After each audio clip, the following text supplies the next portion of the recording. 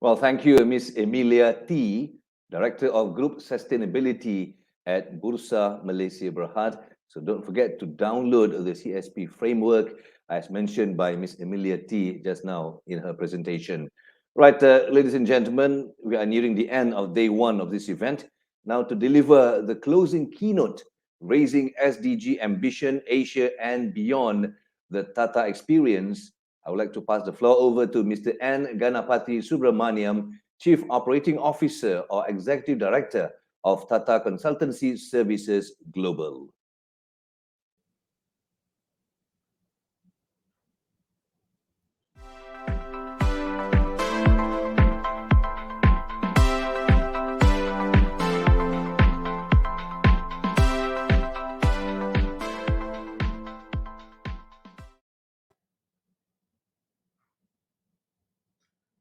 Hello, everyone. It's an absolute privilege and pleasure to be connecting with you all on this Go ESG ASEAN 2021 platform. I want to thank Mr. Feroz Nadar and the UN Global Compact Malaysia for inviting me to deliver this closing keynote and would like to record my appreciation for the wonderful work they are doing and in preserving the region ecologically. During the pandemic, most of us have been confined to operate from our home or wherever we felt safe. During this period, we all have gone about doing our business and personal activities within a constrained framework. After all, business is about growing, about being efficient, about being innovative, all within the constraints of local laws of the land and doing the right things to the people and the communities we serve. During this period of lockdowns, I came across a few interesting things. First and foremost, the place where I live has some greenery, no doubt. But what is new is that I've seen so many birds in our garden that I never saw before. We had new neighbors, peacocks and parrots coming through our garden, and we had more rains than usual. For records, I live in Bangalore, pretty much in the city. I and my family derived so much pleasure looking at these changes, which we did not experience in the past. As we turned online during this period, I came across this request to support the Sundarban's famous blood honey. It aroused my curiosity, and what I learned is that the honey collectors there are often subject to tiger attack, crocodile snatch, or snake bites that invariably ends lives of the honey collectors. The forest department encouraged the people of Sundarbans to start apiary projects that is resulting in safe collection of purest of pure honey, of course, without any blood. The third one is that of Mr. Ragesh Kaisham and how he cultivated lemongrass and tea to nurture the wealth of Manipur's rich soil and channelize it towards bringing prosperity and development to the region. These stories have all been very inspiring, and it struck me that these have resulted in both economic and ecological development as being two sides of the same coin. Likewise, mangrove forest is a multi-purpose ecosystem, and ecologists' understanding of this has shown they are very sensitive to change and require sustainable management to preserve their biodiversity and innumerable other benefits, including they acting as a tsunami barrier. As countries industrialized, initially people were focused on economic development rather than the consequent environmental impacts. However, there is a greater realization that the essential ingredients and resources for production, the economic activity, is given by the environment, which also subsumes the waste and emissions out of the economic activity.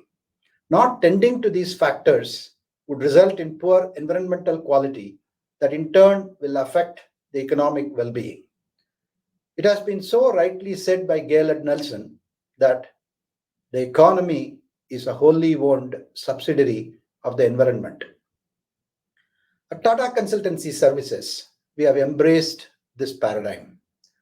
TCS and the Tata Group are committed to do things the right way, by which we will leave this planet better than what our ancestors gave it to us.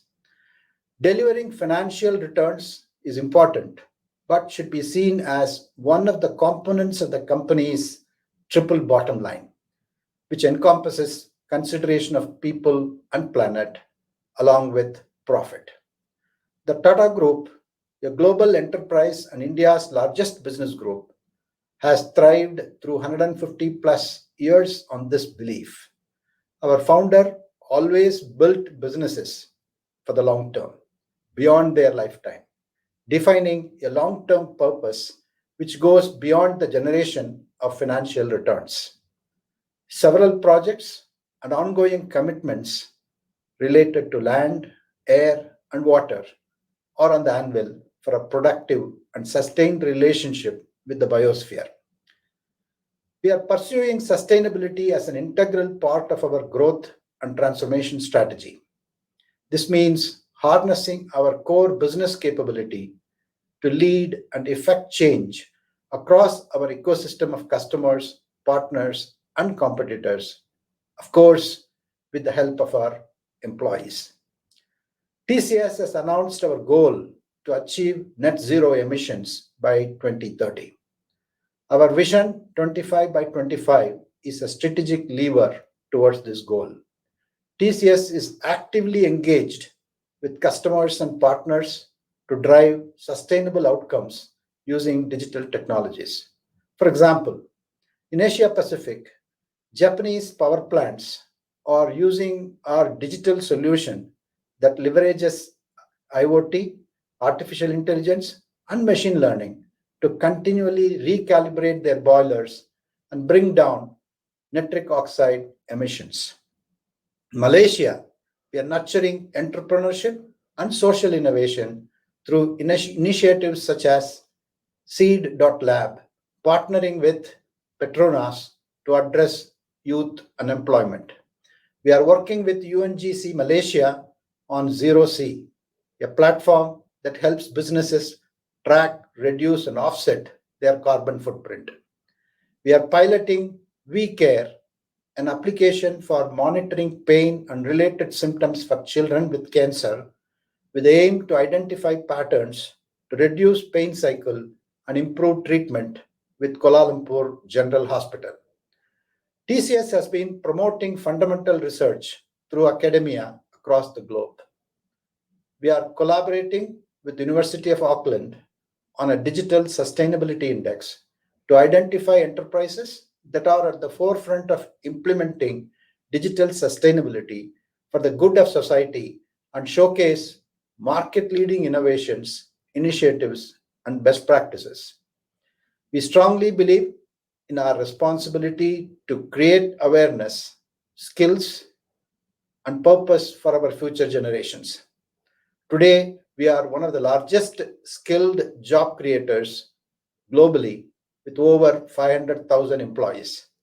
We encourage students to gain the skills and confidence to pursue their dreams. STEM education and careers and have become tomorrow's technology leaders. We also launched TCS Sustainathon, a sustainability-focused ideathon in Singapore in 2020 as an initiative to inspire and empower young minds to solve real-world environmental problems through digital technologies. This year, we expanded the program to India, UK on the sidelines of COP26, Europe, and ASEAN. We are empowering our employees to lead the change, to harness the energy of millennial employees who also have high levels of social and environmental awareness. We are launching a mobile app to enable our employees and their families to measure their consumption footprint and adopt a more sustainable lifestyle. At the recently concluded COP26, we clearly heard the youth. Bold action is needed to address climate change. Tata Power recently took the bold step of committing to stop building any new coal fired power plants. As part of its Strategic Intent 2025 plan, the company will lead the nation's renewable energy transition and targets 40 to 50% of power generation through non fossil fuel sources by 2025. Another group company of ours, Jaguar Land Rover, has committed to making all its models available in pure EV form by end of the decade, while achieving net zero carbon emissions by 2039. TCS is partnering with Jaguar's Formula E racing team to drive research and innovation into EV technologies. The objective is for Jaguar TCS Racing to become a catalyst for wider electrification, reduced emissions, and sustainable mobility on a global level without compromising the entertainment quotient. This is called the Asian Century. Asia is leapfrogging other regions when it comes to digitization and innovation, with organizations accelerating their growth and transformation journeys.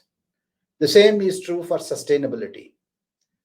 Based on my conversation with CXOs in the region, purpose led, sustainability focused business transformation is a key priority. They all agree that the appropriate transparency and disclosure of ESG measures can become integral to business success. Here at ASEAN, there are challenges of job creation, skilling, climate change, aging population, and urbanization. All these need to be tackled leveraging technology with renewed focus and enthusiasm by the governments and industry alike. Based on our experience thus far, goals are important and they need to be the tone at the top. They need to get cascaded to different levels of enterprises, be it the government, industry, profit, or non-profit. More than an opportunity, it is an obligation. We need to embrace Mother Earth and environment as the other side of the economics coin. Yes, we may appear to be making sacrifices, but the net sum will be positive for the society at large. Let us be the guide or genesis for the next generation. To conclude, goals, obligation, ecology and economy, sacrifices, and guide and genesis. That's Go ESG for you. Thank you, and let's be meaningful unconditionally.